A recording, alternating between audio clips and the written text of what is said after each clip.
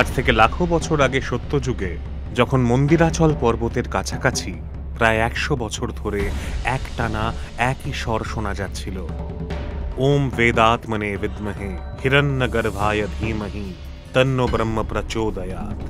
ওম বেদাত্মনে বিদ্মহে হিরণ্যগর্ভায় ধীমহি তন্নো ব্রহ্ম প্রচোদয়াৎ। এদিকে প্রায় ১০০ বছর ধরে ব্রহ্মদেবের কঠিন তপস্যা করে আসা মহাবলশালী অসুর আর কেউ নয়, স্বয়ং হিরণ্যকশিপু। হিরণ্যকশিপুর এই মহা কঠোর তপস্যা দেখে ইন্দ্রদেব সমেত সমস্ত দেবতারা নিজেদের ভবিষ্যৎ নিয়ে চিন্তিত হয়ে পড়লেন। দেবতারা আর চুপ করে থাকতে পারলেন না। তারা ভাগ ভাগ করে সবাই ব্রহ্মলোকের দিকে রওনা হলেন।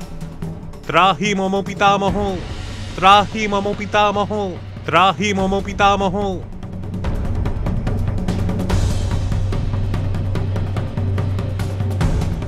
ব্রহ্মলোকে পৌঁছেই ইন্দ্রদেব সহ সমস্ত দেবতারা ব্রহ্মদেবকে তাদের অভিবাদন জানালেন। তার সামনে নিজেদের চিন্তা ব্যক্ত করলেন।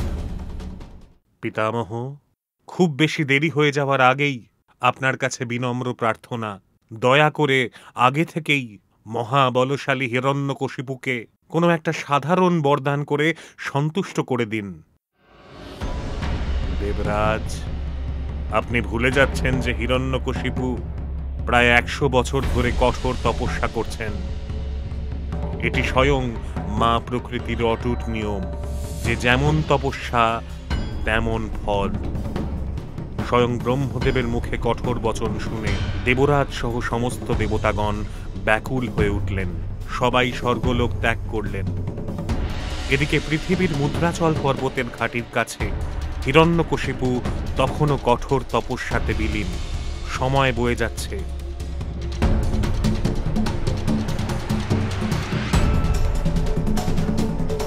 আর তারপর একদিন সেই সময় এলো যখন স্বয়ং ব্রহ্মদেব হিরণ্যকশিপুর কঠোর তপস্যায় প্রসন্ন হয়ে তার সামনে প্রকট হলেন।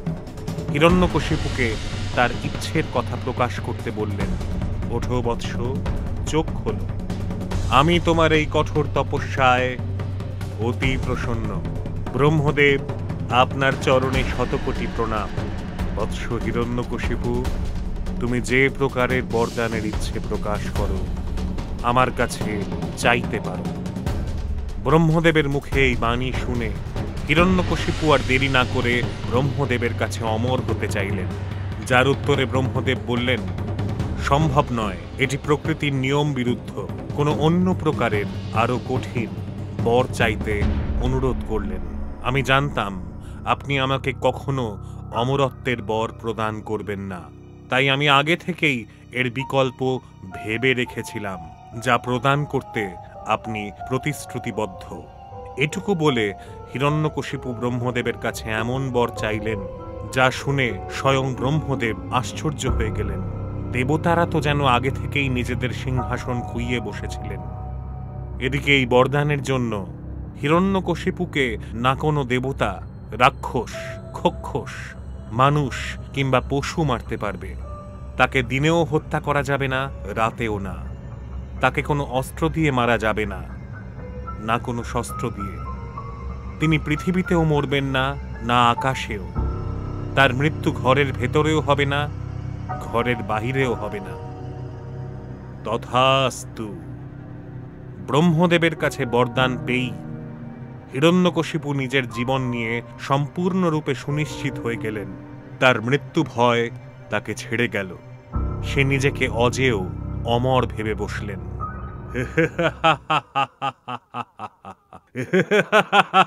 বরদান প্রাপ্ত হবার পর হিরণ্যকশিপু মুদ্রাচল পর্বত ছেড়ে সোজা নিজের রাজ্য হিরণ্যকারণ বনে পৌঁছলেন। তাকে মহা সাড়ম্বরে স্বাগত জানানো হল। নিজের সিংহাসনে বসে তিনি নিজের অসুর সৈন্যদলকে সবার আগে নিজের রাজ্য এবং রাজ্যের কাছাকাছি যেখানে ভগবান বিষ্ণুর পুজো হচ্ছে সেই পুজো বন্ধ করার নির্দেশ দিলেন। এদিকে তখন মহাজাগতিক কালের লাখো বছর পূর্বে শ্রীবিষ্ণুর বরাহ অবতার হিরণ্যকশিপুর ছোট ভাই হিরণ্যাক্ষকে পুরো ব্রহ্মাণ্ডকে মহাসাগরের গভীরে নিক্ষেপ করলেন। সমস্ত দেবতাদের মৃত্যুর গ্রাস থেকে উদ্ধার পাওয়ার জন্য মৃত্যুর দিকেই ঠেলে দিলেন। আর এই কারণেই হিরণ্যকশিপু ভগবান শ্রী বিষ্ণুর পরম শত্রু হয়ে উঠেছিলেন। আর যদি কেউ এই সিদ্ধান্তের বিরোধিতা করে, তাকে সেই ক্ষণে তৎক্ষণাৎ মৃত্যুবরণ করতে হবে। হিরণ্যকশিপুর আদেশ শোনা মাত্রই তার অসুর দল তার রাজ্যের কাছাকাছি সমস্ত বিষ্ণু ভক্তদের বিষ্ণু ভক্তির বিরোধিতা করতে বলেন। আর যারা যারা এই সিদ্ধান্তের বিরোধিতা করবেন, তাদের হিরণ্যকশিপুর অসুর সৈন্যদল এক ঝটকায় হত্যা করলেন। হিরণ্যকশিপুর ঔদ্ধত্যে রাজ্যের সমস্ত বিষ্ণু ভক্ত আতঙ্কিত হয়ে পড়লেন। আর কেউ কেউ তো মৃত্যুবরণ করেই নিয়েছিলেন। সময়ের সাথে সাথে হিরণ্যকশিপু আরও নির্দয় হয়ে উঠলেন। ধীরে ধীরে তিনি তার রাজ্য বিস্তার করার সিদ্ধান্ত নিলেন, যার পরে তিনি সমগ্র পৃথিবীতে তার আধিপত্য বিস্তার করার সিদ্ধান্ত নেন। আর দেরি না করেই তিনি যোজনা স্থির করলেন। আর যোজনা স্থির করা মাত্রই হিরণ্যকশিপু তার অসুর সৈন্য দলকে নিয়ে তার পাশের রাজ্যে আক্রমণ করলেন। হিরণ্যকশিপুকে দেখে আশপাশের রাজ্যগুলির সমস্ত রাজারা নিজেদের মধ্যে সংঘবদ্ধ হলেন। সমস্ত রাজারা হিরণ্যকশিপুর বিরুদ্ধে যুদ্ধের ময়দানে হাজির তো হলেন, কিন্তু তারা বেশিক্ষণ যুদ্ধে স্থির থাকতে পারলেন না। হিরণ্যকশিপু একাই সমস্ত রাজাদের পরাজিত করলেন। হিরণ্যকশিপু ও তার আসুরিক সৈন্যদল বেশি দেরি না করেই সমস্ত রাজা ও তাদের সৈন্যদলকে পরাস্ত করলেন। আর তারপরেই তাদের রাজ্যের ওপর নিজের আধিপত্য বিস্তার করলেন। হিরণ্যকশিপু এতেই থেমে থাকলেন না, বরং তিনি তার বিস্তারবাদী চেতনাকে আরও প্রশস্ত করতে পৃথিবীর কোণে কোণে ছড়িয়ে পড়লেন। খুব অল্প সময়ের মধ্যেই তিনি পৃথিবীর সমস্ত রাজ্য, দ্বীপ এবং অঞ্চলে নিজের আধিপত্য বিস্তার করলেন। তার নাম শুনেই সবাই আতঙ্কে কেঁপে উঠতেন। সময়ের সাথে সাথে পৃথিবী ছাড়াও হিরণ্যকশিপু সমগ্র পাতাল লোকের অধীশ্বর হয়ে উঠলেন। কিন্তু তৎসত্ত্বেও তার বিস্তারবাদী চেতনার খিদে এখনো মেটেনি। এবার তার দৃষ্টি স্বর্গলোকে নিবদ্ধ হল। তার পাশাপাশি তার ভাই হিরণ্যক্ষের অপূর্ণ ইচ্ছাকেও পূর্ণ করার বাসনা তার মনে মনে ছিল, যার জেরে তিনি তার সৈন্যদল ও সেনাপতিকে নিয়ে একটি সর্বোত্তম যুদ্ধ নীতি তৈরি করলেন। আর সঠিক সময় বুঝে তিনি তার অসুর সৈন্যদলকে নিয়ে তার রাজ্যের ভেতরেই স্বর্গলোকে যাওয়ার একটি রাস্তা তৈরি করলেন। আর সেই রাস্তা দিয়ে তার আসুরিক সৈন্যদলকে নিয়ে খুব অল্প সময়ের মধ্যেই হিরণ্যকশিপু স্বর্গলোকে পৌঁছে গেলেন। আর তৎক্ষণাৎ দেবরাজ ইন্দ্রের সিংহাসনের সামনে গিয়ে দাঁড়ালেন। হিরণ্যকশিপুকে স্বর্গলোকে দেখে দেবরাজ ইন্দ্র ও অন্যান্য দেবতাগণ বিচলিত হয়ে পড়লেন। আর রেগে গিয়ে হিরণ্যকশিপুকে পৃথিবীতে ফিরে যেতে নির্দেশ দিলেন। কিন্তু হিরণ্যকশিপুও দমে যাওয়ার পাত্র নয়। তিনি দেবতাদের সামনে ঠায় দাঁড়িয়ে রইলেন। দেখতে দেখতে ততক্ষণে তার আসুরিক সৈন্যদল স্বর্গলোকে জমিয়ে বসেছেন।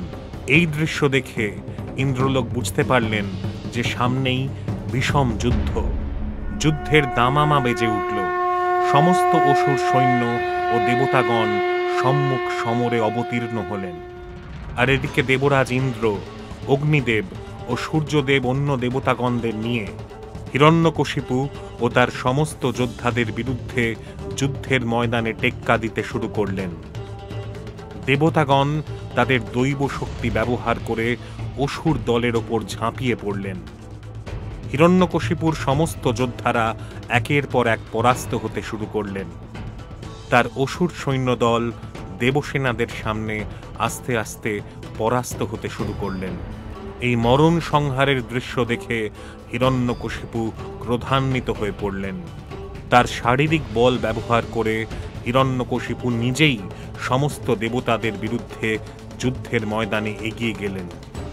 তিনি তার প্রবল শক্তি দিয়ে সমস্ত দেবতাদের ওপর ঝাঁপিয়ে পড়লেন এবং ইন্দ্রদেব সহ অন্য দেবতাদের পরাস্ত করলেন। তাঁর এই ভয়ঙ্কর রূপ দেখে দেবতারা থরথর করে কাঁপতে লাগলেন। হিরণ্যকশিপুর ভয়ে সমস্ত দেবতারা বন্দী হওয়ার আগেই স্বর্গলোক ছেড়ে পালাতে শুরু করলেন। ইন্দ্রদেব সহ সমস্ত দেবতাদের ভয় পালিয়ে যেতে দেখে দেবলোকের সৈন্যরাও আস্তে আস্তে ছিন্ন ভিন্ন হয়ে পড়লেন। ইতিমধ্যে দেবসেনাদের অনেকেই অসুর সৈন্য দ্বারা পরাস্ত হয়েছেন। কেউ কেউ নিজেদের প্রাণ বাঁচিয়ে স্বর্গলোক ছেড়ে পালালেন। মহা উল্লাসে হিরণ্যকশিপু স্বর্গলোকে নিজের জয় ঘোষণা করলেন এবং দেবরাজ ইন্দ্রের সিংহাসনের ওপর গিয়ে বসলেন। স্বর্গলোকে আধিপত্য বিস্তার করার পর তাকে আর পিছু ফিরতে হয়নি। তিনি সমগ্র ব্রহ্মাণ্ড জুড়ে একের পর এক লোক বা রাজ্যের ওপর জয় নিশ্চিত করলেন। তার মধ্যে যমলোক ও নাগলোকও ছিল। আর ততদিনে এমনও একটা সময় এলো যখন বৈকুণ্ঠলোক, ব্রহ্মলোক, কৈলাস বাদ দিয়ে হিরণ্যকশিপু সমগ্র ব্রহ্মাণ্ডের রাজা হয়ে উঠলেন। ইন্দ্রদেব ও সমস্ত দেবতারা হিরণ্যকশিপুর ভয়ে পৃথিবীর নানান জায়গায় লুকিয়ে রইলেন। তখন হিরণ্যকশিপুর বিরুদ্ধে যেতে পারে এমন কেউ পৃথিবীতে ছিল না। সময় বয়ে যেতে লাগলো এবং ততদিনে একটি দুর্লভ ক্ষণ এসে হাজির হলো, যখন হিরণ্যকশিপুর পত্নী কয়াধু একটি দিব্য শিশুর জন্ম দিলেন। সেই শিশুর নামকরণ করা হলো প্রহ্লাদ। প্রহ্লাদকে নিয়ে হিরণ্যকশিপুর দিন মহা আনন্দে কাটতে লাগল। তিনি তার পুত্রকেও ত্রিলোকের রাজা বানাতে চাইলেন। কিছু বছরের মধ্যেই কয়াধু আরও 3 পুত্রের জন্ম দিলেন, যাদের নাম অনুলাদ, সল্লাদ আর হল্লাদ রাখা হলো। আর ততদিনে জ্যেষ্ঠ পুত্র প্রহ্লাদ কৈশোরে পৌঁছেছেন। প্রহ্লাদ তার নিজের চেতনা দিয়ে ভগবান বিষ্ণুর ভক্ত হয়ে পড়লেন। ভগবান বিষ্ণুর সাথে ভক্ত প্রহ্লাদের একটি অটুট যোগাযোগ তৈরি হলো, যা সাধারণ যোগাযোগ ছিল না। গুরুকুলে শিক্ষা লাভের পাশাপাশি ভক্ত প্রহ্লাদ ভগবান বিষ্ণুর পূজা করতে থাকলেন।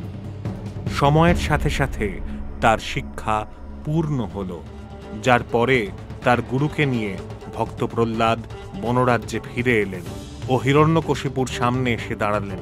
হিরণ্যকশিপু তখন মদিরা পান করছিলেন। সে তার পুত্র প্রহ্লাদকে দেখে অত্যন্ত প্রসন্ন হলেন। প্রহ্লাদ তার বাবার পা ছুঁয়ে প্রণাম করলেন। বৎস, তুমি এতদিন তোমার অধ্যয়নে মনোনিবেশ করে নিজের শিক্ষা পূর্ণ করেছ, তার সর্বত ব্যাখ্যা আমাকে শোনাও। প্রহ্লাদ নিজের ব্যাখ্যা সম্পূর্ণ করার আগে ভগবান বিষ্ণুকে প্রণাম করলেন। প্রহ্লাদের মুখে ভগবান বিষ্ণুর নাম শুনেই হিরণ্যকশিপুর চোখ রাগে লাল হয়ে উঠল। তিনি প্রহ্লাদের গুরুর দিকে ভয়ঙ্কর রাগ নিয়ে তাকালেন। হে দুর্বুদ্ধি পরায়ণ ব্রাহ্মণ অধম, তুমি আমার অজান্তে আমার পুত্রকে কি শিক্ষা দিয়েছ যে সে আমার সামনেই আমার পরম শত্রু বিষ্ণুর নাম নিচ্ছে? মহারাজ, আপনি দয়া করে রাগ করবেন না।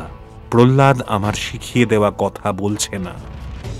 আমি নিজেই জানি না প্রহ্লাদ এত কিছু শিখল কোত্থেকে।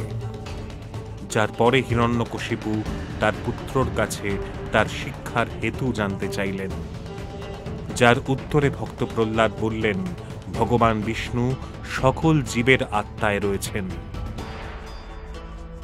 এটুকু শুনেই হিরণ্যকশিপু রেগে গিয়ে প্রহ্লাদকে বললেন যে তার শিক্ষা অসম্পূর্ণ, সে যেন আবার গুরুকুলে ফিরে যায়। প্রহ্লাদ গুরুকুলে আবার ফিরে গেলেন এবং নতুন করে শিক্ষা লাভ করতে শুরু করেন। আর এদিকে হিরণ্যকশিপু সমস্ত জগতের ওপর অত্যাচার শুরু করলেন। সারা পৃথিবী ও সমগ্র ব্রহ্মাণ্ড জুড়ে সমস্ত দেবদেবীর পূজা পাঠ বন্ধ করে দিয়ে তিনি নিজেকে পুজো করার ওপর জোর দিলেন। এর কিছুদিনের মধ্যেই ভক্ত প্রহ্লাদ নিজের শিক্ষা পুনরায় লাভ করলেন। হিরণ্যকশিপুর ডাকে প্রহ্লাদ এবং তার গুরুজনেরা হিরণ্যকশিপুর কাছে হিরণ্যবনে গিয়ে হাজির হলেন ও হিরণ্যকশিপুর সামনে গিয়ে দাঁড়ালেন। তো পুত্র, এবার নতুন করে কোনো গাথা শোনাও। যার দ্বারা এই সমগ্র সৃষ্টি, সমস্ত প্রধান তত্ত্ব ও সমস্ত চরাচর জগৎ উৎপন্ন হয়েছে, সে সমস্ত প্রপঞ্চের ন্যায় পরম পালনকর্তা ভগবান শ্রী বিষ্ণু আমাদের ওপর প্রসন্ন হয়ে আছেন। এটুকু শুনে হিরণ্যকশিপু আবার ক্রোধান্বিত হয়ে উঠলেন। এবার তিনি তার অসুর সৈন্য দলকে প্রহ্লাদকে বধ করতে বললেন। তার আদেশ পেতেই সেখানে উপস্থিত সহস্র অসুর তাদের ধারালো অস্ত্রশস্ত্র নিয়ে ভক্ত প্রহ্লাদকে মৃত্যুর মুখে ঠেলে দেওয়ার জন্য ব্যস্ত হয়ে উঠলেন। সবাই একত্রিত হয়ে তার উপরে ঝাঁপিয়ে পড়লেন। তাদের অস্ত্রশস্ত্রের সামনে ভক্ত প্রহ্লাদের কোনো ব্যথাই হল না। ও যেমন ছিল তেমন নবীন বালকের মতো চুপ করে বসে রইলেন। এই দেখে হিরণ্যকশিপু অবাক হয়ে গেলেন ও তিনি স্বয়ং প্রহ্লাদকে ভগবান বিষ্ণুকে ছেড়ে তাঁর প্রতি ভক্তি দেখাবার নির্দেশ দিলেন, যার উত্তরে ভক্ত প্রহ্লাদ ভগবান বিষ্ণুকেই অনন্ত সনাতন বলে উল্লেখ করলেন। এই শুনে হিরণ্যকশিপু আরও রেগে উঠলেন, যার পরে তিনি তার বিষধর সৈন্যদের ডেকে পাঠালেন। আর উনি ভক্ত প্রহ্লাদকে তাদের বিষধর দাঁত দিয়ে হত্যা করতে নির্দেশ দিলেন। যার পরে সমস্ত বিষধর সৈন্য সাপ হয়ে ভক্ত প্রহ্লাদকে আক্রমণ করলেন। তারা ভক্ত প্রহ্লাদের সমস্ত শরীরে দাঁত দিয়ে কাটতে শুরু করলেন। ভক্ত প্রহ্লাদ অবশ্য তখন ভগবান বিষ্ণুর পুজোয় ডুবে ছিলেন, তাই তাদের বিষধর দাঁতেরও ভক্ত প্রহ্লাদের ওপর কোনো রকম প্রভাব হলো না। ততক্ষণে সমস্ত সর্প সৈনিকের দাঁত ভেঙে গেছে। তাদের ফনায় তীব্র বেদনা উপস্থিত হলো, তাদের হৃদয় কেঁপে উঠল। এই দেখে হিরণ্যকশিপু অবাক তো হয়ে গেলেনই, সাথে সাথে ভীষণ রেগে উঠলেন। তার এই অশান্ত ক্রোধ দেখে সমগ্র গুরুমণ্ডলী তার সামনে এসে উপস্থিত হলেন। প্রহ্লাদের সমস্ত দোষকে ক্ষমা করে তাকে আরেকবার সুযোগ দিতে বললেন। তাদের প্রার্থনা শুনে হিরণ্যকশিপু তাকে অন্তিম অবসর দিলেন। গুরুজনেরা প্রহ্লাদকে নিয়ে গুরুকুলে ফিরে এলেন। নিজেদের শাসনে রেখে তাকে পড়াতে শুরু করলেন। কিন্তু পড়াশুনোর পাশাপাশি ভক্ত প্রহ্লাদ সমস্ত অধিবাসীদের ভগবান বিষ্ণুর সম্পর্কে বলতে থাকলেন। আর যখন এই কথা গুরুমণ্ডলেরা জানলেন, তারা কোনো এক অসুর সৈন্যকে দিয়ে হিরণ্যকশিপুর কাছে এই খবর পাঠালেন। যার পরে হিরণ্যকশিপু একটি প্রাণঘাতক ষড়যন্ত্র করে প্রহ্লাদের উদ্দেশ্যে গুরুকুলে খবর পাঠালেন। তিনি আসলে তার রাধুনীদের প্রহ্লাদের খাবারে হলাহল বিষ মিশিয়ে দিতে বলেছিলেন, আর তারপর সেই বিষাক্ত খাবার প্রহ্লাদকে খেতে দিলেন। প্রহ্লাদ যখন শ্রী বিষ্ণুর স্মরণ করে সেই ভোজন শুরু করলেন, তখন সমস্ত রাধুনীরা প্রহ্লাদের ওপর কঠোর দৃষ্টি নিক্ষেপ করলেন। খাবার পরেও ভক্ত প্রহ্লাদ সুস্থই রইলেন। এটা দেখে সমস্ত রাধুনীরা আশ্চর্য হয়ে গেলেন। তারা অত্যন্ত ভীত সন্ত্রস্ত হয়ে হিরণ্যকশিপুর কাছে গিয়ে সমস্ত ঘটনা বর্ণনা করলেন। এই কথা শুনে হিরণ্যকশিপুর রাগ ভক্ত প্রহ্লাদের ওপর আরও বেড়ে গেল। তিনি গুরুমণ্ডলের সমস্ত পুরোহিতদের ডেকে প্রহ্লাদকে নষ্ট করার আদেশ দিলেন। সমস্ত পুরোহিতগণ শান্তিপূর্বক ভক্ত প্রহ্লাদের কাছে গিয়ে ভগবান বিষ্ণুর আরাধনা ছেড়ে কেবলমাত্র তার পিতা হিরণ্যকশিপুকে ভক্তি করার পরামর্শ দিলেন। এই শুনে ভক্ত প্রহ্লাদ তার পিতাকে পূজনীয় মানলেন, কিন্তু ভগবান রূপে নয়। তিনি কায়মনোবাক্যে স্বীকার করলেন যে ভগবান বিষ্ণুই একমাত্র ভগবান। এই শুনে সমস্ত পুরোহিত মণ্ডলী প্রহ্লাদকে সচেতন করলেন এবং নিজেরা অগ্নিশিখায় রূপান্তরিত হলেন। সেই অগ্নিকুণ্ড থেকে একটি প্রচণ্ড শক্তিশালী কৃতিকা ভক্ত প্রহ্লাদের ওপর ত্রিশূল নিয়ে আক্রমণ করলেন। আর যেই ত্রিশূল ভক্ত প্রহ্লাদের শরীর ছুঁল, ত্রিশূল ভেঙে চুরমার হয়ে গেল। নিজের মহাশক্তিশালী ত্রিশূল ভেঙে পড়তে দেখে কৃত্তিকা আরও ক্ষেপে উঠলেন। সে উল্টে সমস্ত পুরোহিতদের আক্রমণ করলেন এবং তাদের তৎক্ষণাৎ হত্যা করে নিজেও নষ্ট হলেন। তিনি আবার ভগবান বিষ্ণুর শরণাপন্ন হলেন এবং প্রার্থনায় সমস্ত পুরোহিতদের পুনরুজ্জীবন দাবি করলেন। তার কিছুক্ষণ বাদেই ভক্ত প্রহ্লাদের ভক্তিস্বরূপ তার একটিমাত্র স্পর্শে সমস্ত মৃত পুরোহিতগণ আবার পুনরুজ্জীবিত হয়ে উঠলেন। এই দৃশ্য দেখে সমস্ত পুরোহিতরা ভক্ত প্রহ্লাদের উপর অত্যন্ত প্রসন্ন হলেন। তাকে মহান গণ্য করে তারা ধন্য ধন্য করে উঠলেন। ঠিক তারপরেই সমস্ত পুরোহিতগণ হিরণ্যকশিপুর কাছে গিয়ে সমগ্র ঘটনার বিবরণ করলেন। এই শুনে হিরণ্যকশিপু আরো অবাক এবং ক্রোধান্বিত হয়ে উঠলেন। তিনি ভক্ত প্রহ্লাদকে নিজের কাছে ডেকে বারবার মৃত্যুর হাত থেকে বেঁচে ওঠার রহস্য জানতে চাইলেন, যার উত্তরে ভক্ত প্রহ্লাদ বললেন, এসবটাই ভগবান বিষ্ণুর কৃপা। এই শুনে হিরণ্যকশিপু ক্রোধান্বিত হয়ে তার সৈন্যদলকে ডেকে ভক্ত প্রহ্লাদকে তার মহলের 100 যোজন উঁচু থেকে নিচে ফেলে দেওয়ার আদেশ দিলেন। যা শুনে অসুর সৈন্যদল ভক্ত প্রহ্লাদকে সহস্র যোজন উচ্চতা থেকে মহল থেকে ছুঁড়ে ফেলে দিলেন। নিচে পড়ে যেতে যেতে ভক্ত প্রহ্লাদ ভগবান বিষ্ণুর স্মরণ করলেন। নিচে পড়ে যাওয়ার আগেই ভক্ত প্রহ্লাদের আকুতি শুনে জগদ্ধাত্রী দেবী তাকে নিজের কোলে তুলে নিলেন ও তাকে পৃথিবীতে রেখে নিজে মিলিয়ে গেলেন। প্রহ্লাদকে সশরীরে দেখে অসুর সৈন্যদল হিরণ্যকশিপুর কাছে খবর দিলেন। এই খবর শুনে হিরণ্যকশিপু আরও রেগে গিয়ে আর দেরি না করে নিজের সৈন্যদলকে ভক্ত প্রহ্লাদকে নাক পাশে বেঁধে মহাসাগরে ছুঁড়ে ফেলে দেওয়ার আদেশ দিলেন। ভক্ত প্রহ্লাদকে আবার বন্দী করলেন সৈন্যরা এবং তাকে নাক পাশে বেঁধে মহাসাগরে নিক্ষেপ করলেন। ভক্ত প্রহ্লাদকে মহাসাগরে নিক্ষেপ করার পর মহাপ্রলয় দেখা দিল এবং বড় বড় ঢেউ আছড়ে পড়ল। মহাসাগরে এই প্রবল অস্থিরতা দেখে হিরণ্যকশিপু ভক্ত প্রহ্লাদকে একটি মায়াবী বালক হিসেবে দেখে নিজের অসুর সৈন্যদলকে মহাসাগর বড় বড় পাথর দিয়ে ঢেকে দেওয়ার আদেশ দিলেন। যার পর মহাসাগরে ডুবন্ত প্রহ্লাদকে বড় বড় পাথর দিয়ে ঢেকে তার উপর 1000 টনের পাহাড় তৈরি করে দিল। কিন্তু তখনও ভক্ত প্রহ্লাদ 1000 পাথর দিয়ে ঘিরে থাকা অবস্থাতেও ভগবান বিষ্ণুর স্মরণ করতে লাগলেন। অচৈতন্য অবস্থায় ভগবান বিষ্ণুর স্মরণ করতে করতে নিজেকেও ভুলে গেলেন। তিনি নিজের ভেতরে স্বয়ং শ্রী বিষ্ণুকে অনুভব করলেন এবং তার জেরেই নাগপাশ ছিন্ন হল। সমুদ্রে তীব্র কম্পন অনুভূত হল, পাথরের বোঝা সরে গেল। ভক্ত প্রহ্লাদ মহাসাগরের ভেতর থেকে উঠে এলেন।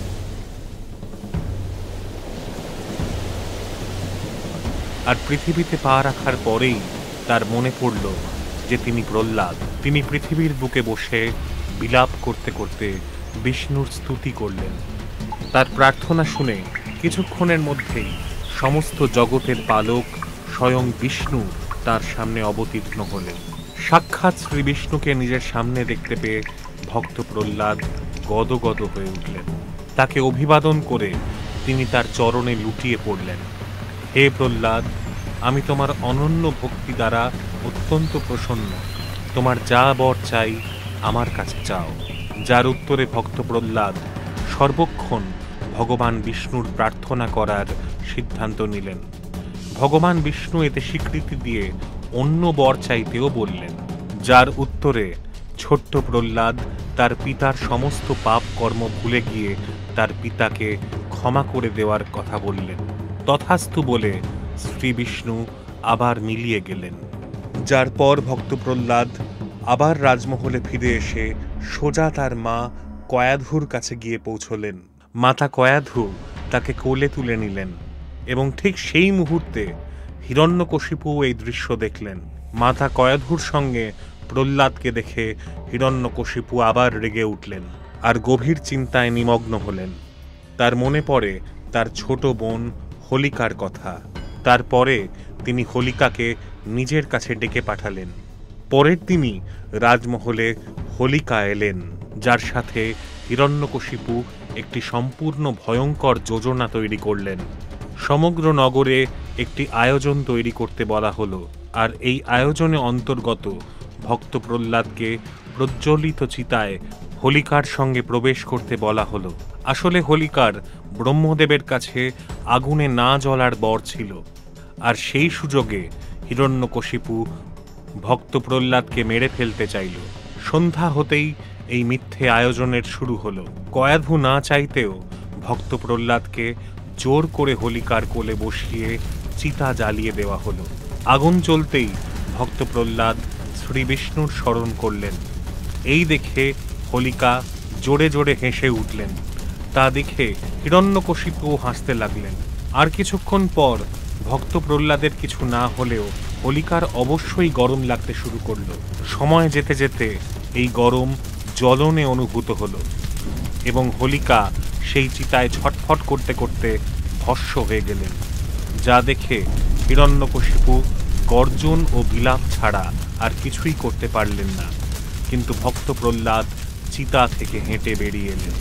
যা দেখে হিরণ্যকশিপু রাগের আগুনে ছারখার হয়ে যেতে লাগল। নগর ও মহলে শোকের বাতাবরণ ছেয়ে গেল। ধীরে ধীরে সূর্যাস্ত হল। আর তারপর অসুর সৈন্য দল বলপূর্বক প্রহ্লাদকে হিরণ্যকশিপুর সামনে নিয়ে এলো। ভক্ত প্রহ্লাদকে সামনে দেখে হিরণ্যকশিপু রাগে অহংকারে ভক্ত প্রহ্লাদকে অসুর জাতির নামে একটি কলঙ্ক হিসেবে স্থাপিত করল এবং নিজেকে আসল ভগবান রূপে চিহ্নিত করল। তার সাথে সাথে আর সমস্ত দেবদেবতাকে শক্তিহীন বাতলে নিজেকে সর্বশক্তিমান প্রমাণিত করার চেষ্টা করল। আমি স্বয়ং সূর্য, আমি স্বয়ং চন্দ্র, আমি স্বয়ং বায়ুতে বিরাজমান। সমগ্র সৃষ্টিতে আমার থেকে বড় ভগবান আর কেউ নেই। তিনি ভক্ত প্রহ্লাদকে বলার চেষ্টা করলেন যে তিনিই আসল ভগবান। যার উত্তরে প্রহ্লাদ বললেন তিনি ভুল, বিষ্ণুই স্বয়ং ভগবান। এই শুনে হিরণ্যকশিপু আরও রেগে গিয়ে ভক্ত প্রহ্লাদকে সজোরে একটি লাথি মারলেন। এই আঘাতে ভক্ত প্রহ্লাদ দূরে গিয়ে প্রায় আধমরা হয়ে পড়ে রইলেন। কোথায় গেল তোর ভগবান? ডাক নিজের ভগবান বিষ্ণুকে, যদি বাঁচাতে পারে এসে বাঁচাক তোর প্রাণ। যার উত্তরে প্রহ্লাদ বললেন ভগবান বিষ্ণু সর্বত্র বিরাজমান। এই শুনে হিরণ্যকশিপু পাগলের মতন নিজের রাজমহলের দেওয়ালগুলি ভেঙে ফেলতে লাগলেন। এভাবেই সমস্ত থামগুলি ভাঙতে ভাঙতে আরেকটি থামে তিনি তার গদা দিয়ে আঘাত করলেন, কিন্তু সেই থামটি ভাঙল না। এই দেখে হিরণ্যকশিপু অবাক হয়ে গেলেন। তিনি ক্রোধান্বিত হয়ে সেই থামটির ওপর আরও অনেকবার প্রহার করলেন, কিন্তু থামটি ভাঙল না। কিছুক্ষণ পর সেই থামটি আস্তে আস্তে ফেটে গেল। তারপর হঠাৎ করেই খুব তীব্র গতিতে থামটি ভেঙে পড়ল এবং হিরণ্যকশিপু দূরে গিয়ে আছড়ে পড়লেন। টুকরো টুকরো হয়ে যাওয়া রাজসভায় এক ভীষণ গর্জন শোনা গেল। ধোঁয়া উড়িয়ে প্রচণ্ড গর্জন করতে করতে ভগবান বিষ্ণুর অবতার নরসিংহ এসে হাজির হলেন। যাকে দেখে হিরণ্যকশিপু আশ্চর্য হয়ে গেলেন। তখনই ভক্ত প্রহ্লাদ হাত জোর করে প্রার্থনা শুরু করলেন। এই দেখে হিরণ্যকশিপু বুঝলেন যে ইনি আর কেউ নন, স্বয়ং ভগবান বিষ্ণু। যার পরে নিজের সামনে উগ্র নরসিংহকে দেখে হিরণ্যকশিপু ভীষণ রেগে গিয়ে নিজের গদা নিয়ে নরসিংহ অবতারের ওপর আক্রমণ করলেন। তিনি নরসিংহকে গদা দিয়ে আঘাত করলেন, কিন্তু নরসিংহের তার ওপর কোনো প্রভাব পড়ল না। নরসিংহ তার পাঞ্জার এক ঘা দিয়ে হিরণ্যকশিপুর গদা ভেঙে চুরমার করে দিলেন।